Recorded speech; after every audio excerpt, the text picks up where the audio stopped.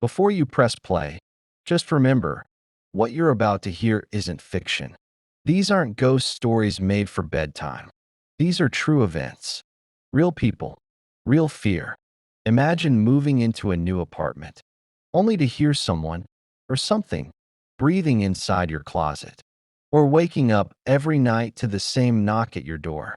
But no one is ever there. Tonight, you'll hear three terrifying stories from people who were certain they were alone, until they realized they weren't. So dim the lights, put on your headphones, and whatever you do, don't look behind you.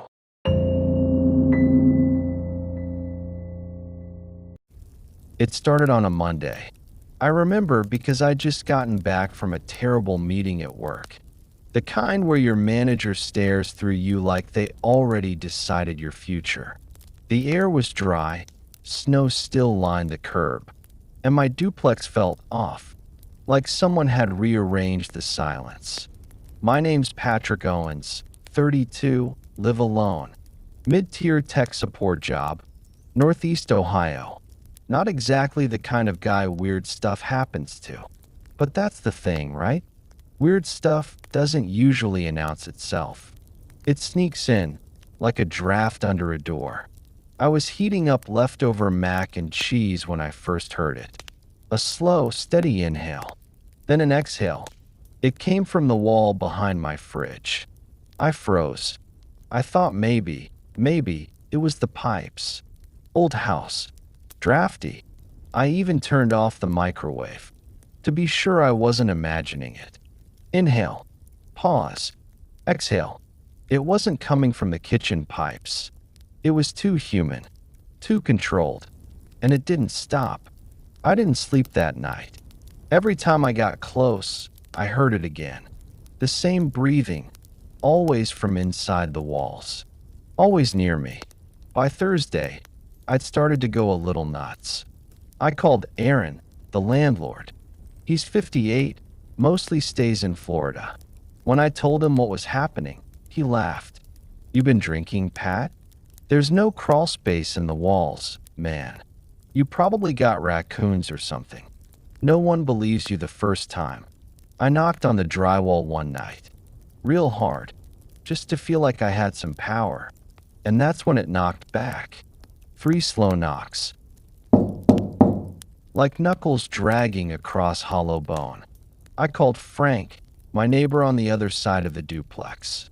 He's a retired school principal, lives alone too. He listened patiently while I spilled everything. Then he said the words I wish I had taken more seriously at the time. "You're not the first person who's said something like that." Frank let me into his side of the duplex. His layout mirrored mine, but cleaner, less heavy. We both stood against the wall that joined our kitchens. He had a bookshelf in front of it. I asked if he'd ever heard the breathing. No, but the guy who lived here before me, Jerry, creepier than hell, always hammering at the walls, told me something was inside, watching him. He moved out fast. A man named Jerry used to live here. I searched the property records. Yeah, Jerry Talbot, previous tenant. Moved out in 2021. No forwarding. Address. Nothing. Like he'd disappeared. One night, I grabbed a flashlight, unscrewed a vent near the floor, and slid my phone inside to record. When I reviewed the footage, about 2 minutes long, I saw nothing at first. Then, right near the end, something moved. A pale blur. Slow. Like skin dragging against insulation. No eyes. Just a shape. And then the video cut out. I couldn't take it anymore. I hired a local contractor named Tyler. No nonsense. Middle-aged. Been doing drywall for 20 years. Told him I wanted the wall taken down. When he arrived, I explained everything. He looked at me like I was probably full of it, but took the job. I went outside to take a call. Came back inside 15 minutes later to find Tyler standing there, pale as death, his hammer on the floor. I'm not touching that again. There was something behind the wall. Not a person, not an animal. Something built into the space. Like extra. Structure. Handmade. Like someone had carved out a little room. Like a nest. Inside were blankets. Old food wrappers. Scratches on the inside of the wood. And a pair of children's shoes. But no one had been inside. After that, everything escalated. The breathing stopped, but something worse took its place. Tapping. Soft, gentle tapping. At night. Always at my bedroom wall. It sounded like fingernails. I put my mattress on the floor in the living room. The tapping followed me there, too. One night, I heard something even more chilling, a whisper. My name. Patrick. I called the cops. Officer Jerry Mason showed up. When I told him what was going on, he squinted at me like I was insane, until I showed him the wall space we'd uncovered. He didn't say anything at first, then quietly muttered, "Jesus Christ." Another one. Another one. Jerry, the cop, came back the next day with coffee and a manila envelope. He sat down across from me, serious as hell. "I shouldn't be telling you this, but something's going on with this property. The guy who lived here before, Jerry Talbot, he filed 9 noise complaints. Said something lived in the walls. Everyone thought he was crazy. Then he vanished. The file had pictures, scratches, wall damage, photos of what looked like teeth marks in the wood framing. One blurry shot looked like a silhouette of a face, sunken, mouth open, half buried in insulation. I asked him if they ever found Jerry. He just shook his head. 2 nights later, I couldn't take it anymore. I got drunk, grabbed a flashlight, crawled into the wall cavity myself.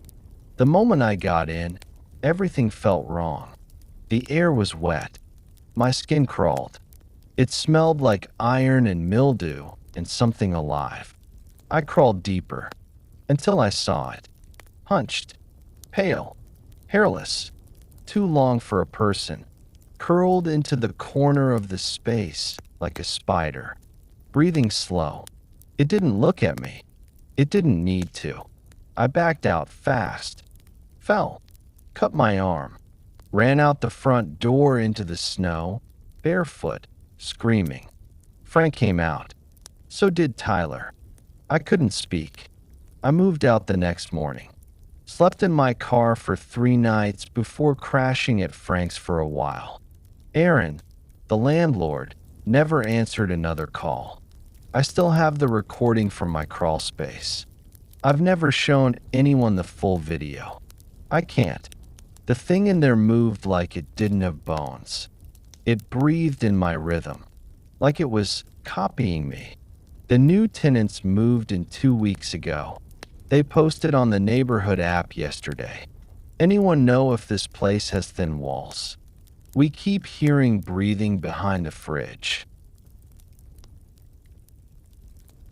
It was supposed to be a quiet weekend. I'd taken off work early Friday, grabbed snacks, filled up my Jeep, and headed to my buddy Jerry's cabin in eastern Kentucky, tucked somewhere between nowhere and forgotten. No GPS signal, no internet, just woods, fire pits, and bourbon.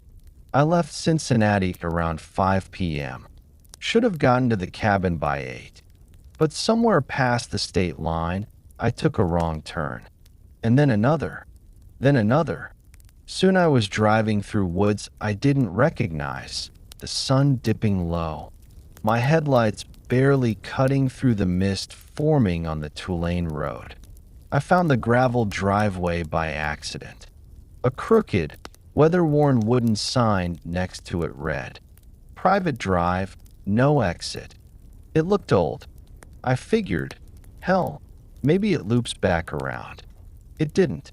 The driveway was narrow, so narrow that the trees scratched my side mirrors. Gravel popped under my tires. I checked my phone. No signal. My Jeep's gas warning blinked on. 5 minutes down the drive. 10 minutes. No houses. No clearings. Just woods.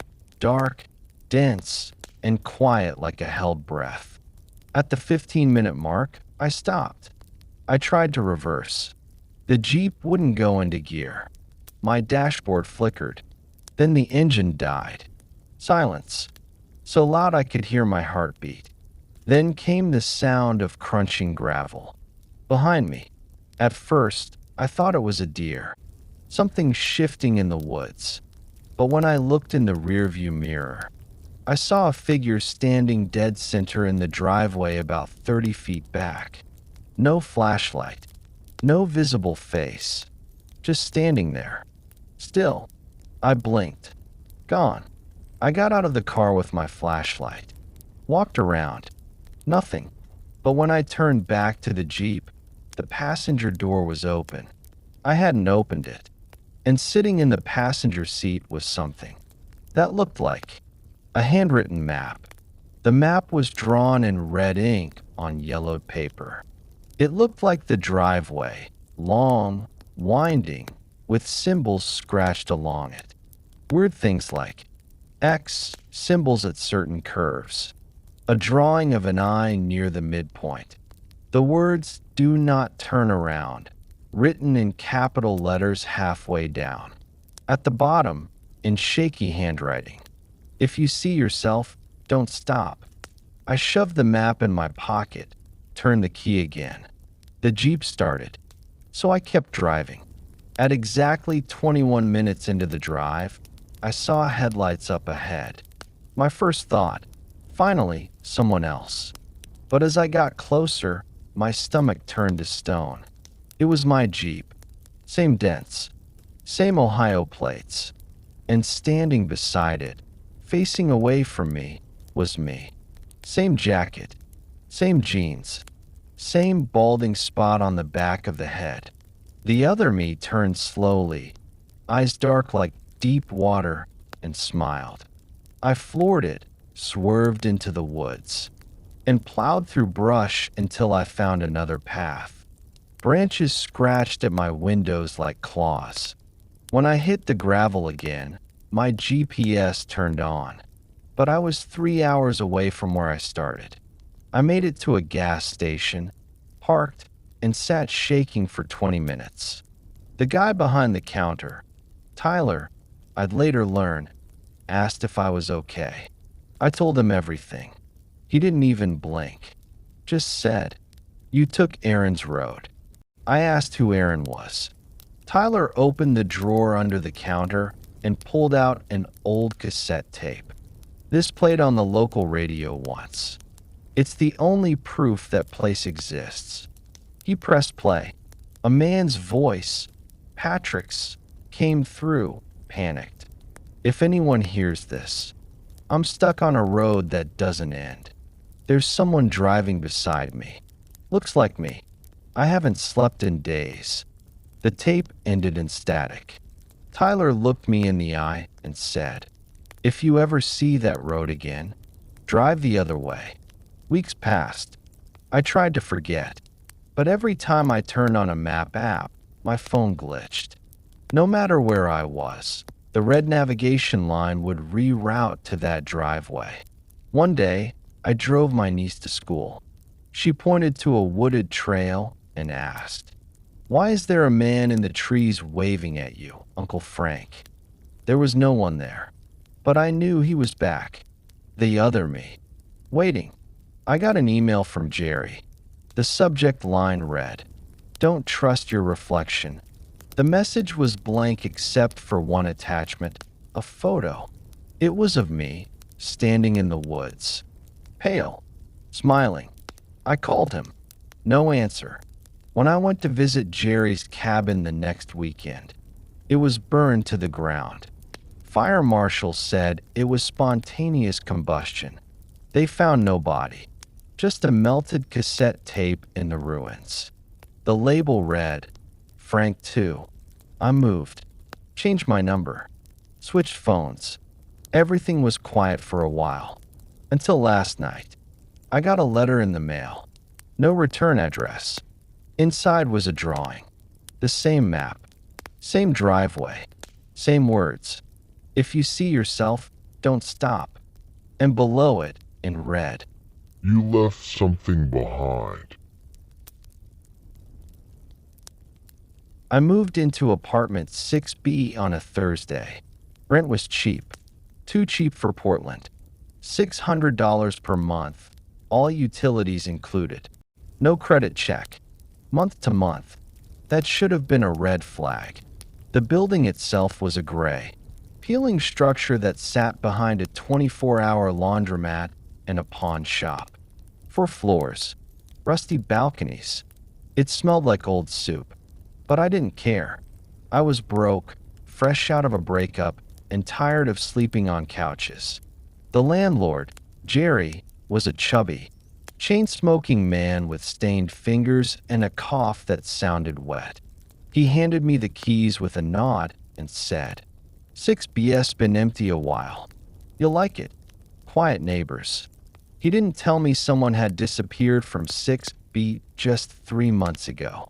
The first night was fine. Mostly. Except for the closet door near the kitchen. It was locked. No key. Jerry claimed it was maintenance storage. But it was in my apartment. Weird. I heard scratching behind it at around 2 a.m. Like nails. Long, slow. Deliberate. I didn't sleep. The next morning I met my neighbor, Aaron, from 6A. He looked exhausted. Pale. Kept looking at the closet when I mentioned it. "You're in 6B?" he asked. "Yeah." "You didn't hear anything last night?" "Just scratching. Thought it was mice." Pause. "That's not mice," he whispered. "If you hear it again, don't open the door." He turned and went back inside. Didn't see him again for 3 days. On day 4, I was cleaning under the sink when I found a small box. Inside was a notebook, moldy and damp. That night, the scratching turned into footsteps. Inside the closet, I pressed my ear to the door. I heard breathing. I called Jerry. He didn't pick up. At 3:17 a.m., a voice whispered from the closet, "Patrick, let me out." It was my voice. I couldn't take it. I called the police. A young officer, Tyler, arrived. Buzz cut, kind eyes, tired. He stepped inside, looked around, tapped the closet door. Locked from the inside. He said, "Weird." He tried to radio something in. Static. Then he leaned closer to the door and whispered, "Frank." I hadn't told him the last tenant's name. The door rattled violently. We both jumped back. Tyler pulled me aside. "Listen, I've been here before. 6 months ago, Frank filed a complaint. Said someone was living in the walls. What happened to him?" Tyler looked down. He just vanished. No signs of forced entry. No body. Just gone. He took a photo of the closet door and left. I never saw him again. I called the precinct 2 days later. They had no record of a Tyler. No one by that name worked there. Jerry finally showed up on day 9. I cornered him in the hallway. "What the hell is in that closet?" He lit a cigarette, looked me dead in the eyes, and said, "Not a what? A who?" Then he handed me a key. "You open it, it's on you. But if you leave it locked, he stays asleep." I stood there with the key in my hand, heart racing. That night, I slept with the lights on. On day 13, the door was open when I got home. Wide open. Inside, nothing. Just a small, empty crawl space leading down into darkness. But the floor inside was wet. And on the wall, scratched in what looked like blood, "Welcome back, Frank." Aaron knocked on my door at 2 a.m. He looked terrified, sweating, eyes darting. He's not staying in the closet anymore. I saw him in the hallway. "Who?" "You." "But not." Really you. Just eyes. And that smile. I blinked. Aaron was gone. Door still swinging. Never saw him again. His apartment? Empty. No forwarding address. Just a faint, foul smell leaking through our shared wall. It's day 30 now. I'm writing this from the bathtub. It's the only room with no vents, no direct line to the closet. He's here. I can hear him. Walking. Talking in my voice. He said, I'm tired of closets. Let's trade places, Patrick. I nailed the front door shut. I locked the windows. But the lights are flickering. Something just walked past the bathroom door. And now it's knocking. Knocking like it knows I'll give in. If you're watching this, if you hear my voice reading this on the night files, don't trust the cheap apartment. Don't trust the door you can't open. And most of all, if he smiles like you, run.